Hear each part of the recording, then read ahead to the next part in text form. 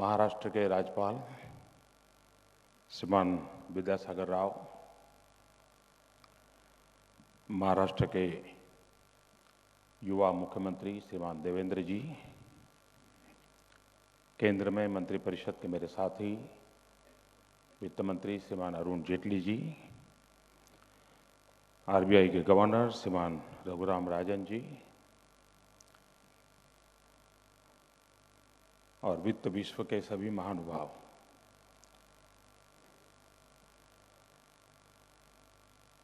Reserve bank की 80 साल की यात्रा पर हम लोग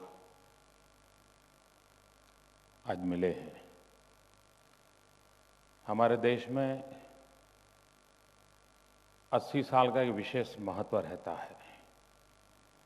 दुनिया में 25 साल, 50 साल, 75 साल, 100 साल, उस हिसाब से अवसरों को याद किया जाता है। लेकिन शायद भारत इकलौता ऐसा देश है कि जिसमें 80 साल को भी एक बड़ा महत्वपूर्ण पड़ाव माना जाता है। और उसका कारण यह है कि हमारे इसको चंद्र दर्शन के रूप में माना जाता है। जब 80 साल होते हैं तब फुल मून 1000 बार देखने का अवसर मिलता है। तो रिजर्व बैंक को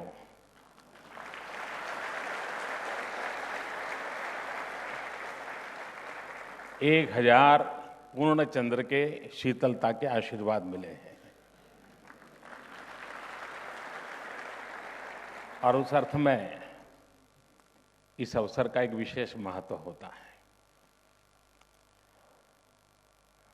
मैं ज्यादा इस दुनिया का इंसान नहीं हूं, इसलिए जो भाषण आपने सुने अभी वो मेरे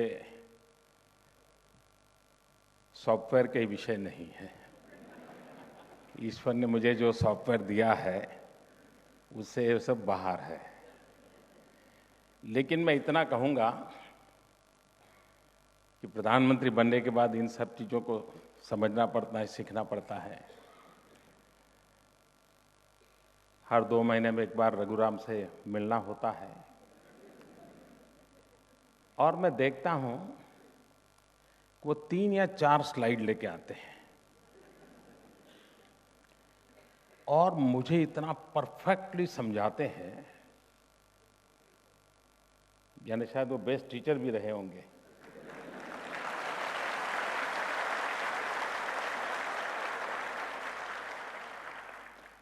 कोई मुझे क्वेश्चन नहीं करना पड़ा, मुझे बिल्कुल समझ आता है हाँ ये कहना चाहते हैं और इसका मतलब ये होता है, इसका ये परिणाम होता है। और इसका मतलब ये हुआ कि शायद सरकार की और आरबीआई की सोच में बहुत साम्यता होगी, तब ये संभव होता होगा। और मैं मानता हूं ये बहुत आवश्यक होता है।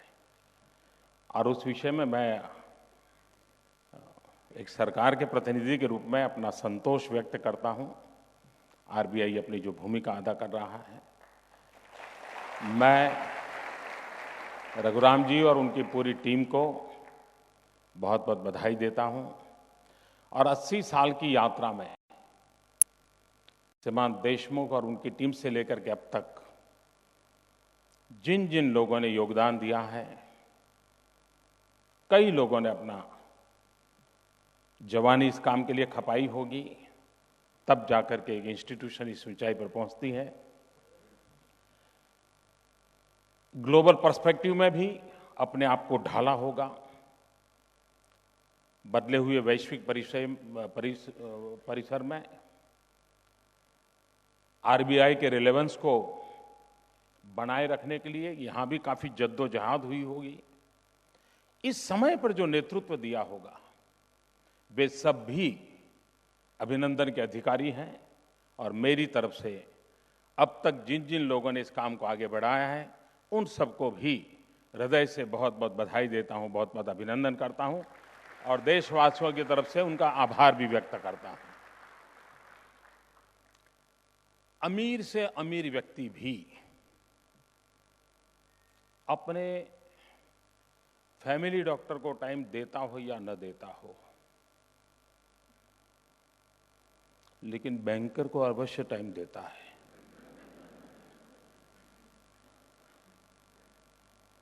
उसके जितने लंच डिनर होते होंगे उसमें ज्यादातर बैंकर के साथ होते होंगे। अमीर को भी जहां जाना पड़ता है मांगने के लिए, वो जगह है बैंक। तो मैं भी आज यहां मांगने के लिए आया हूं।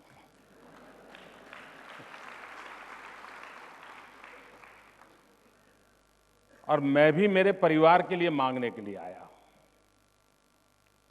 और मेरा परिवार है जिनके बीच में पैदा हुआ, जिनके बीच में पला बढ़ा, वो गरीब परिवार है। गरीबों के बीच में मैं पला बढ़ा। मेरा बचपन वहां गया है। मैंने जिंदगी की उन चीजों को देखा है। और अब प्रधानमंत्री बना हूं तो ये मेरा परिवार इतना विस्तृत हो गया है कि एक प्रकार से बिलो पॉवर्टी लाइन के नीचे जीने वाले सारे गरीब, एक प्रकार से मार्जिनल फार्मर, एक प्रकार से दलित, पीड़ित, शोषित, वंचित, आदिवासी, ये सभी मेरे परिवार के सदस्य हैं। और उस परिवार के एक प्रतिनिधि के रूप में मैं आज वित्त विश्व के पास मैं कुछ मांगने आया हूं। और जब आप 80 साल मना रहे हो तो जरूर किसी को निराश नहीं करोगे, ये मुझे पूरा विश्वास है। और मैं आरबीआई के सभी नीति निर्धारकों को अभिनंदन करता हूं कि उन्होंने फाइनेंशियल इंक्लूजन को अपना विषय के रूप में पसंद किया है।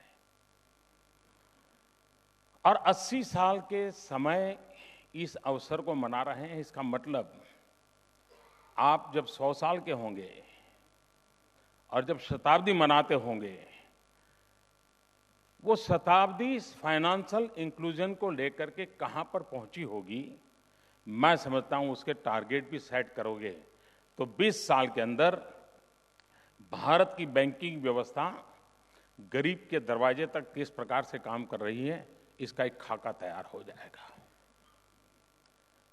और जब 20 साल का पड़ाव आप सोचते हैं तो मैं आपको सुझाव दूंगा। 2019 महात्मा गांधी को 150 हो रहे हैं। 2022 देश की आजादी को 75 साल हो रहे हैं। 2025 आपको 90 हो रहे हैं। और 2035 ये आपके 100 होंगे। ये 4 महत्वपूर्ण पड़ाव मान करके हम अपना एक मैप तैयार कर सकते हैं कि ये फाइनेंशियल इंक्लूजन में जाने के लिए ये हमारा टारगेट ग्रुप होगा, ये हमारा रोड मैप होगा और हम ये अचीव करके रहेंगे। और पूरे भारत में चाहे कोऑपरेटिव सेक्टर का बैंकिंग हो या माइक्रो फाइनेंस करने वाले इंस्टीट्यूशंस हो या हमारी नेशनलाइज्ड बैंक्स हो या रिजर्व बैंक स्वयं हो, हम सब एक ही दिशा में सोचें। ऐसा हो सकता है क्या? अगर प्रधानमंत्री जन धन योजना सफल न होती, मैं नहीं मानता हूं कि वित्त व्यवस्था से जुड़े हुए लोगों को इसकी इतनी ताकत का अंदाज आता। बड़ा ही उपेक्षित वर्ग रहा। आजादी के इतने साल के बावजूद भी 50% से ज्यादा लोग अर्थव्यवस्था की जो रीढ़ होती है बैंकिंग व्यवस्था, उसके दरवाजे तक नहीं पहुंचे थे। मैं सभी बैंकों के छोटे मोटे हर व्यक्ति को आज बधाई देना चाहता हूं कि उन्होंने पुरुषार्थ किया, परिश्रम किया और आज देश ने अचीव किया है। ये छोटा अचीवमेंट नहीं है। भारत की आजादी के बाद गरीब से गरीब की व्यक्ति का देश की आर्थिक मुख्य धारा से जुड़ना, ये अपने आप में बहुत बड़ा अचीवमेंट है। उसने फाइनेंशियल वर्ल्ड में एक नया विश्वास पैदा किया है और एक नई दिशा का संकेत दिया है। दूसरी तरफ, जब तक हम गरीब की तरफ देखने का अपना नजरिया नहीं बदलेंगे, इंडिविजुअल लेवल पे नहीं,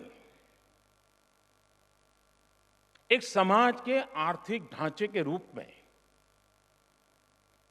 तब तक हम शायद प्रोजेक्ट लेंगे, परिणाम लेंगे, लेकिन जब तक वो कन्विक्शन नहीं बनता है, आर्टिकल ऑफ फेथ नहीं बनता है, हम शायद परिणाम प्राप्त नहीं कर सकते।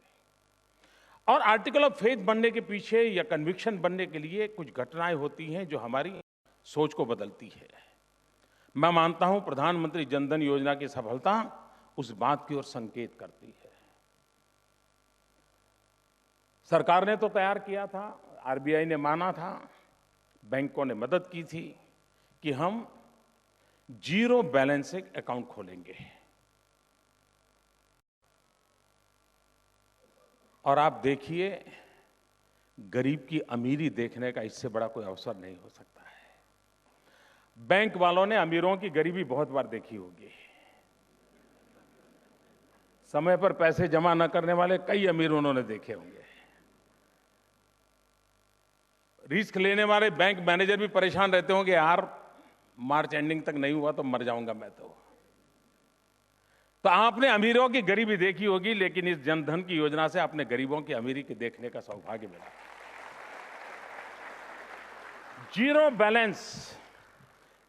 बैलेंस से अकाउंट खोलने का कहने के बावजूद भी जो 14 करोड़ लोगों ने बैंक अकाउंट खोले, उसमें 41% लोग ऐसे हैं कि जिनको लगा कि नहीं, मुफ्त में नहीं करना चाहिए, कुछ न कुछ तो रखना चाहिए।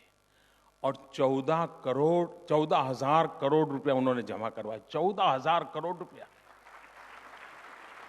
देश का गरीब जीरो बैलेंस अकाउंट खोलने के बावजूद भी 14,000 करोड़ रुपया बैंक में जमा करता है। मैं समझता हूं इससे बड़ी गरीबों की अमीरी नहीं हो सकती। अगर इसको एक हम ताकत समझे,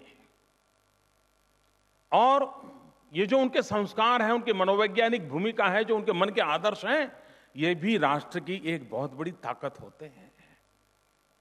हमें उसको नर्चर करना चाहिए, उस सामर्थ्य को हमने पहचानना चाहिए। और मैं मानता हूं बैंकिंग सेक्टर के लोगों के लिए ये बहुत बड़ी आवश्यकता है। हमारे पुरुषार्थ से 14 करोड़ बैंक अकाउंट खुल गए, अब बधाई के पात्र हैं। लेकिन 41% लोग पैसे जमा कराएं, वो मैं समझता हूं हमारे लिए इंस्पिरेशन का कारण है। हमारी नई योजनाओं के लिए वो हमारे लिए एक लैंडमार्क बन सकता है। और मैं आशा करूंगा कि आने वाले दिनों में ये बात ठीक है कि 5-50 क्लाइंट के साथ बड़ा काम करना सरल रहता है, और हम जब स्कूल में पढ़ते थे तभी सिखाया जाता है कि जो सरल एग्जाम्पल है वो पहले सॉल्व करो। तो उसी से हम पले बड़े हैं, इसलिए कठिन एग्जाम्पल की तरफ कोई जाएगा नहीं। लेकिन अब सोच बदलने की आवश्यकता है, और ये आवश्यकता है कि हम इस बड़े मास को कैसे अपने में समेटें, हमारी विकास यात्रा का वो हिस्सा कैसे बने, उसके लिए हमारा रोड मैप क्या हो। अब मैं मानता हूं हमारे सामने सबसे बड़ा महत्वपूर्ण काम है कि ये सामान्य से सामान्य व्यक्ति जिसका बैंक खाता खुला है वो ऑपरेशनल कैसे हो। सरकार ने कुछ योजनाएं बनाई हैं, वो योजनाएं ऐसी हैं कि जो बैंक के रूट से ही आगे बढ़ने वाली है। बैंक के रूट से आगे बढ़ने के सरकार ने अपने, जैसे अभी हमने गैस सिलेंडर कर लिया और करीब करीब 8,000 करोड़ रुपया डायरेक्ट सब्सिडी ट्रांसफर करने की व्यवस्था बन गई। और इसके कारण जो लीकेज रुका है हमारे देश में, भ्रष्टाचार करने के बाद क्या करें, इसके लिए बहस बहुत हुई है। लोकपाल बनाओ, डिकना बनाओ, कानून सब कुछ हो, वो भी गलत है, ऐसा नहीं है। लेकिन करने के बाद न हो, इसलिए क्या, ये योजना है जिसमें प्रधानमंत्री जनधन योजना और डायरेक्ट कैश ट्रांसफर की व्यवस्था, और 8,000 करोड़। मैं बताता हूं जी, मैं आंकड़ा अभी बताता नहीं हूं, लेकिन मैं चाहूंगा कि पॉलिटिकल पंडित जरा निकाले कि कितनी एक्स्ट्रा सब्सिडी जाती थी जिसमें सिलेंडर भी नहीं होता था, सिलेंडर लेने वाला भी नहीं होता था, लेकिन चेक फटता था। अब इस व्यवस्था से यानी ट्रांसपेरेंसी भी लाई जा सकती है। बैंकिंग व्यवस्था से इतना बड़ा रिफॉर्म हो सकता है, वो शायद हमारे यहां सोचा नहीं गया था, आज हो रहा है। और उस अर्थ में बैंक के लोगों के लिए एक बड़ा गौरव का विषय है कि देश में ट्रांसपेरेंसी लाने में बहुत बड़ी भूमिका आज बैंकिंग सेक्टर करना शुरू किया है। ये भी हमें एक नया विश्वास पैदा करता है हमारे में, एक नई आशा को जन्म देता है। कुछ बातें ऐसी हैं कि आपने देखा होगा कि आपके बैंक में number 2, number 3, number 4, number 5, number 6, number 7, number 8, number 9, number 10 जितने भी लोग होंगे, उनको खुश रखने के लिए आपको कितनी मेहनत पड़ती है। हर काम की तारीफ करनी पड़ती है हर बार, लेकिन आपका नंबर 2, आपका नंबर 3, आपका नंबर 2, आपका नंबर 3, नंबर 4, उसको दौड़ाने के लिए आपका पसीना छूट जाता है। उस गरीब को दौड़ाने के लिए सिर्फ 2 शब्द काफी होते हैं। कहने का तात्पर्य है कि ये जिसको हमने चौथी पादान पर रखा हुआ है, उसके डीएनए में वो कौन सी चीज है जो इतना बड़ा परिणाम देती है, आपके लिए रिस्क लेती है, रात भर सोता नहीं है। जो वो आपके लिए करता है, वही वो देश के लिए भी कर सकता है। ये गरीब जो है, उसको थोड़ा सहारा चाहिए। जो आपके व्यक्तिगत जीवन में परिणाम देता है, वही गरीब राष्ट्र जीवन में भी परिणाम दे सकता है। जब तक इंटेलेक्चुअली हम इस चीज को कन्विंस नहीं होंगे, जब तक ये हमारा आर्टिकल ऑफ फेथ नहीं बनेगा और हमारी रोजमर्रा की घटनाओं को मैं जिस नजरिए से कह रहा हूं उस नजरिए से नहीं देखें, तब तक इंक्लूजन एक प्रोग्राम बनेगा, इंक्लूजन स्वभाव नहीं बनेगा। मुझे इंक्लूजन प्रोग्राम नहीं, इंक्लूजन स्वभाव बनाना है। और एक बार आप सोचिए, फिर आपका आनंद कुछ और होगा। आपने देखा होगा जो विमेन सेल्फ हेल्प ग्रुप को पैसे देते हैं जो बैंक, आप उनके किसी का भी इंटरव्यू ले लीजिए, 100 लोगों का सर्वे करा लीजिए, वो आपको बताएंगे कि विमेन सेल्फ हेल्प ग्रुप में जो महिलाएं हैं, गरीब से गरीब है, लेकिन अगर उसको बुधवार को 100 रुपया वापस करना है तो मंगल को आकर के दरवाजे खटखटाती हैं कि मेरे 100 रुपया ले लो। आप देखिए, इतनी बड़ी ताकत है। इस ताकत को राष्ट्र के विकास में हम कैसे जोड़ें। मुझे विश्वास है कि अब जो माहौल बड़ा है और वो परिणाम बहुत बड़ा देंगे।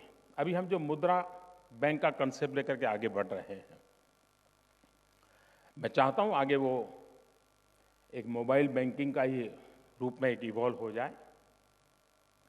इस देश में करीब 5.25 करोड़ से ज्यादा ऐसे छोटे छोटे लोग हैं जो सबसे ज्यादा लोगों को रोजगार देते हैं। और आज फाइनेंस की जो स्थिति देखें तो एवरेज इन लोगों का 17,000 रुपीज से ज्यादा कर्ज नहीं है। Only 17,000 rupees.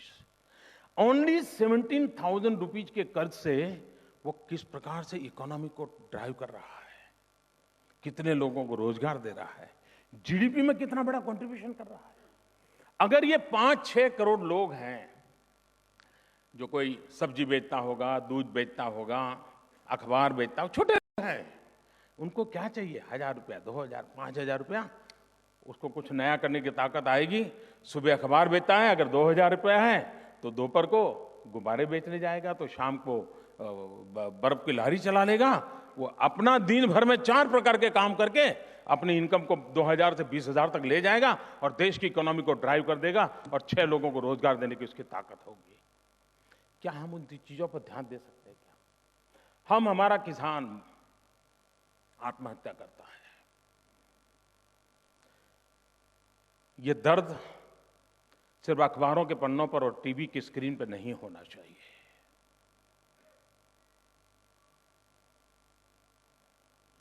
ये हमारा किसान जब मरता है,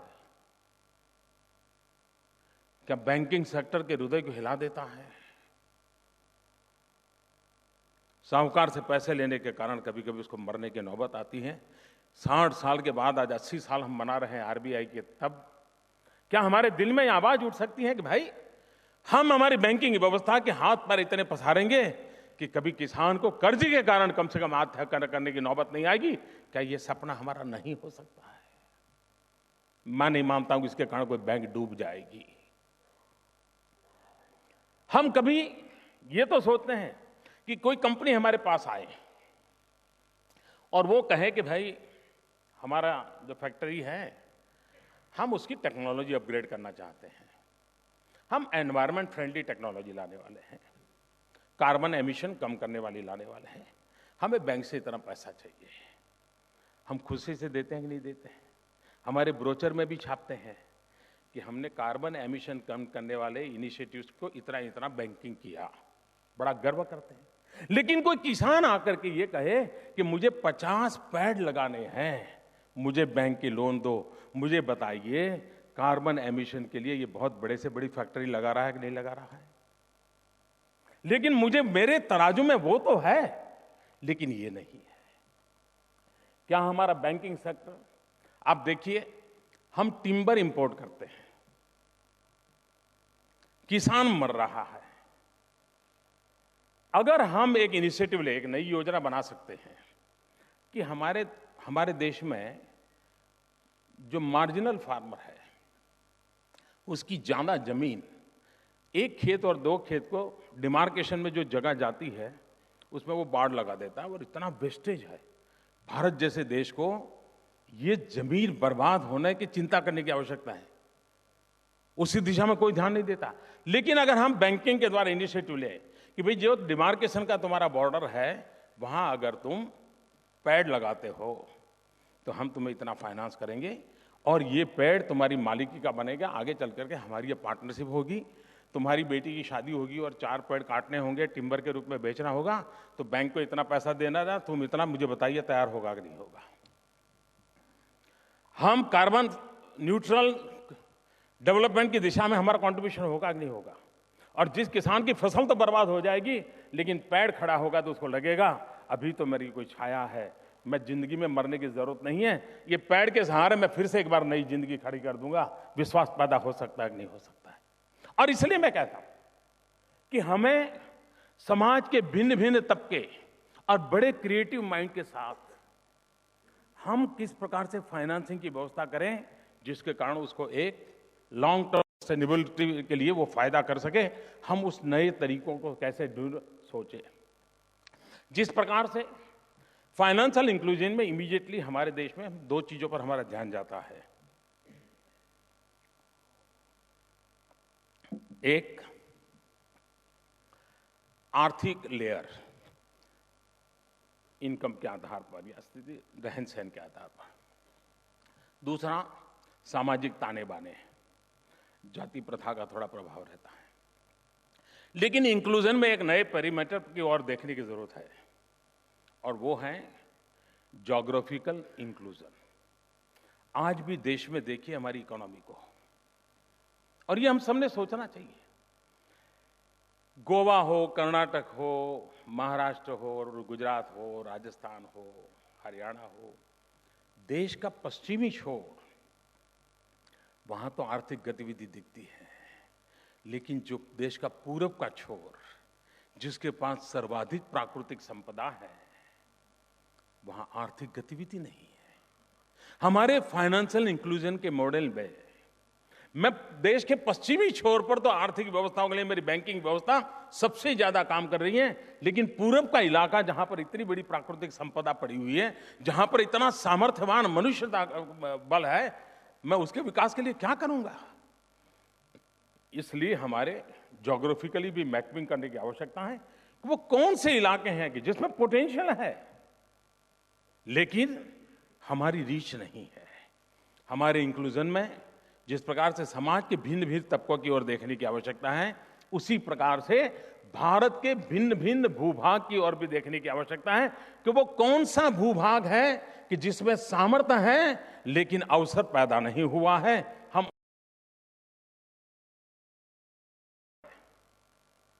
और विकास करना है तो हमने उसकी परंपरागत ताकत को सबसे पहले पहचानना पड़ता है। क्या हमारी बैंकिंग व्यवस्था में डिस्ट्रिक्ट को अगर एक ब्लॉक माने तो हमारे पास मैपिंग है क्या कि भाई वहां का पोटेंशियल ये है, अनटैप पोटेंशियल इतना है, टैप करना है तो दिजारदा। और सरकार और बैंकिंग व्यवस्था करके सोचें कि भाई आप रॉ मटेरियल के लिए कोई डिसीजन ले लीजिए, आप ह्यूमन रिसोर्स डेवलपमेंट के लिए कोई डिसीजन ले लीजिए, आप मैनेजर स्किल के लिए कोई डिसीजन ले लीजिए, आप वहां पर एनर्जी सप्लाई करने के लिए कर लीजिए, आप इंफ्रास्ट्रक्चर के लिए कर लीजिए। बैंक्स आर रेडी, हम इस यहां के नक्शे को बदल देंगे। इंक्लूजन में हमने हमारे देश के विकसित इलाके, विकास की संभावना वाले इलाके, विकास से वंचित रह गए इलाके, इनके सारे पैरामीटर बना करके हमारे इंक्लूजन के मॉडल में हम इसको कैसे प्रस्तावित करें। मैं समझता हूं अगर ये हम करेंगे तो भारत को दुनिया में आर्थिक ताकत की ओर बढ़ना है। 3 साल का बच्चा 6 साल का होता है तो उसकी ऊंचाई बढ़ने में फर्क तुरंत नजर आता है कि पहले वो 2 फुट का था, अभी 4 फुट का हो गया। लेकिन 20 साल वाले को 4 साल के बाद भी 2 इंच बढ़ाना तो मुश्किल हो जाता है। आप जहां बढ़ चुके हैं बढ़ने की गति धीरी रहेगी, लेकिन जहां कुछ नहीं है वहां थोड़ा सा डालने से बढ़ना शुरू हो जाएगा और वो एक नए कॉन्फिडेंस को जन्म देगा। और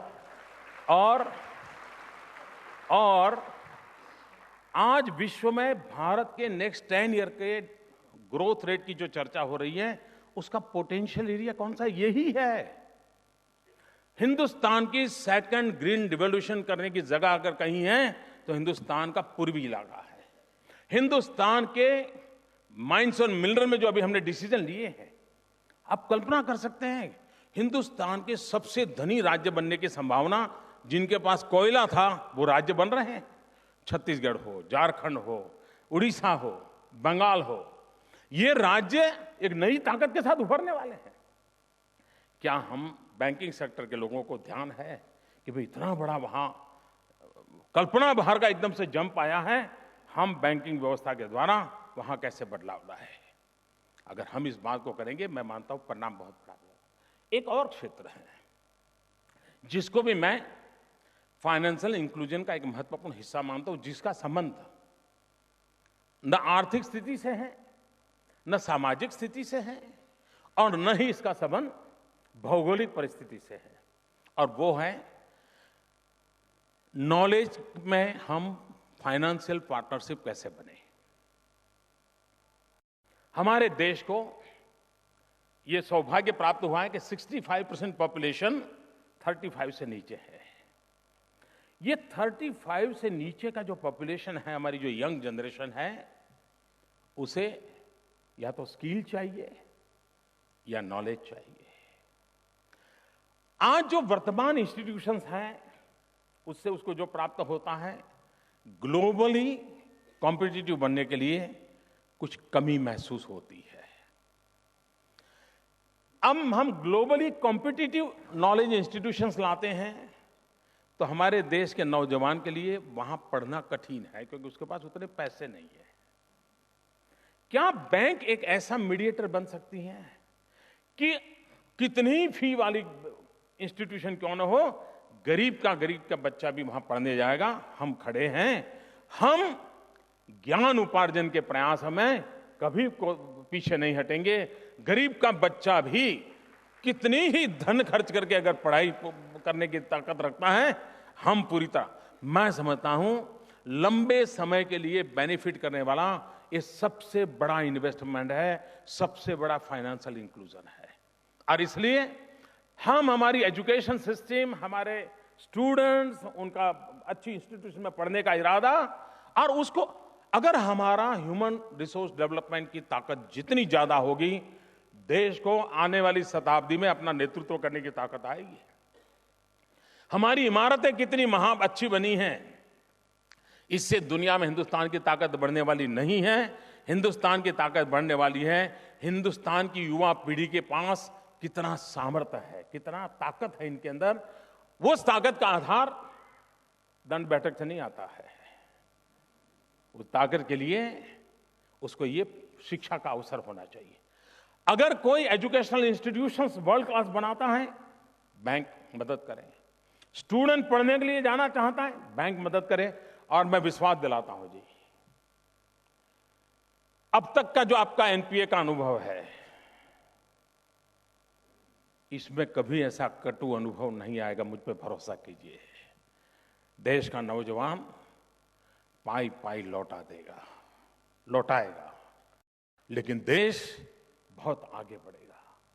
और इसलिए हम फाइनेंशियल इंक्लूजन एक सब्जी बेचने वाले से लेकर के एक top class high qualified man power तैयार करने तक पूरा चेन कैसे बनाएं, मैं समझता हूं एक बहुत बड़ा रोल कर सकते हैं। और एक विषय मेरे मन में है, मेक इन इंडिया। मैं मेक इन इंडिया के विस्तार में और बातें नहीं करना चाहता, मुझे पूरा ज्ञान भी नहीं है, लेकिन शायद सोचा जाए। हम आज आरबीआई के 80 साल मना रहे हैं। आज हम संकल्प कर सकते हैं क्या कि फलानी तारीख को जो हमारी करेंसी छपेगी, उस करेंसी का कागज भी इंडियन होगा और इंक भी इंडियन होगी। ऐसा नहीं चल सकता। जिस गांधी ने स्वदेशी के लिए इतनी लड़ाई लड़ी, वो विदेशी कागज पे उसकी तस्वीर छपती रहे, क्या शोभा देता है? क्या मेरे देश के पास ऐसे उद्योगकार नहीं है क्या? उनको कंपल किया जाए कि तुम्हें ये फैक्ट्री लगानी है, पैसा चाहिए दूंगा, लेकिन ये लगाओ बागल में, लाओ दुनिया से टेक्नोलॉजी लाओ। और हमारी करेंसी, हमारी नोट, कागज हिंदुस्तानी होना चाहिए, इंक भी हिंदुस्तानी होनी चाहिए। और मैं चाहता हूं कि आरबीआई इस बात को एक जिम्मेवारी समझ करके एक नेतृत्व दे। ये बदलाव के, ये मेक इन इंडिया तो यहीं से शुरू होता है जी। मैं मानता हूं कि हम इन चीजों को कर सकते हैं, लेकिन मैं ये भी मानता हूं कि देश आज जहां पहुंचा है उसमें आप सबका बहुत योगदान है, इन इंस्टीट्यूशंस का योगदान है। और मैं उस व्यक्ति इंसान हूं, मैं मानता हूं कि आइडिया कितने ही होनहार क्यों ना हो, अगर इंस्टीट्यूशनल फ्रेमवर्क ताकतवर नहीं है तो सारे विचार वांझ रह जाते हैं। और इसलिए इंस्टीट्यूशन स्ट्रेंथन हो, आरबीआई की गरिमा और कैसे बढ़े, बैंकिंग सेक्टर की अपनी गरिमा कैसे बढ़े, सभी संस्थाएं अपने आप में ताकतवर कैसे बने। जितना संस्थाओं का नेटवर्क ताकतवर होगा, स्वतंत्र रूप से निर्णय करने का होगा, अल्टीमेटली देश का लाभ होने वाला है। जरूरी नहीं है कि प्रधानमंत्री की इच्छा के अनुसार देश चलना चाहिए। देश, आपने जिन वैल्यूज को स्वीकार किया है, उन वैल्यूज के लिए अगर चलेगा तो देश अपने आप आगे बढ़ेगा, ये मेरा विश्वास है। और उस बात को हमको लेकर के चलना चाहिए। हमने एक छोटा सा इनिशिएटिव लिया। देखिए, देश की ताकत देख कीजिए। कभी कभी हम अपने देशवासियों को कुछ भी कह देते हैं, मेरा अनुभव अलग है जी। हमने ऐसे ही कानों कानों में एक बात शुरू की थी कि भाई जो लोग एफोर्ड करते हैं, इन लोगों ने गैस सब्सिडी नहीं लेनी चाहिए। अब जो लेते थे वो कोई सरकार को 500 रुपया नहीं मिलते तो कोई भूखे नहीं रहने वाले, लेकिन ध्यान नहीं था। ऐसे चलता है यार, ध्यान नहीं था। सहज रूप से हमने बातें बातें में कहा, मैंने कहीं पब्लिकली नहीं कहा था। और मैं हैरान था, मैं सचमुच में हैरान था। 2 लाख लोगों ने वॉलेंटरीली अपनी गैस सब्सिडी सरेंडर कर दी। कानों कानों पे बात पहुंची। ये देख करके मेरा विश्वास बढ़ा, तो मैंने अभी ऑफिशियली पिछले हफ्ते लॉन्च किया कि भाई जो अफोर्ड करते हैं उन्होंने गैस सब्सिडी को सरेंडर करना चाहिए। और सरकार का इरादा सब्सिडी बचा करके तिजोरी भरना नहीं है। हमारा इरादा ये है कि अगर आप एक सिलेंडर छोड़ते हो तो मैं वो सिलेंडर उस घर को देना चाहता हूं जिसमें लकड़ी का चूल्हा है और जिसके कारण पॉल्यूशन होता है और जिसके कारण उनके बच्चों को धुएं में पलना पड़ता है और बीमारी का घर हो जाता है। मैं फाइनेंशियल इंक्लूजन की बात जब करता हूं तब आप जिस गैस सिलेंडर को छोड़ें वो उस गरीब के घर में सिलेंडर जाए ताकि उस महिला को लकड़ी जला करके धुएं में अपने बच्चों को पालने की नौबत ना आए। मुझे बताइए, ये सेवा नहीं है क्या? मैं विश्वास करता हूं कि सभी हमारे बैंक अपने सभी कर्मचारियों को विश्वास में ले, बैंक एक एक बैंक रिजॉल्व करे कि हमारे बैंक के 20,000 कर्मचारी हैं, हम सब्सिडी छोड़ देंगे।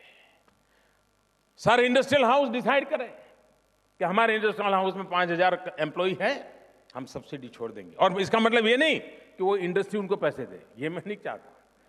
वॉलेंटरी देना यानी देना, हर एक व्यक्ति का।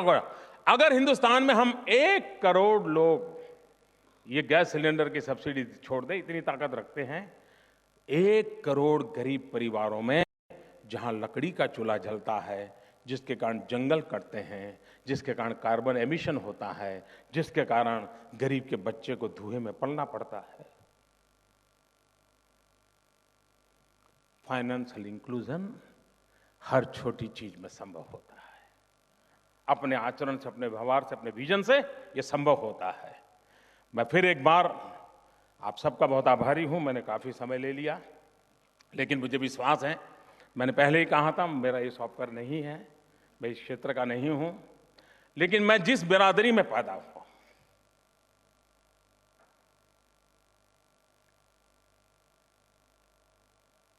गरीबी मैंने देखी है, और गरीब की गरीबी से बाहर निकलने की ताकत है।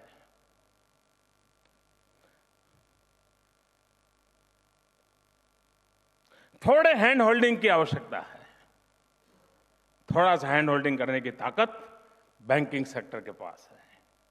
आइए हम सब मिलकर के देश को गरीबी से मुक्त कराने का अभियान को, फाइनेंशियल इंक्लूजन के इस मिशन के साथ आगे बढ़े। मेरी आप सबको बहुत बहुत शुभकामनाएं। धन्यवाद।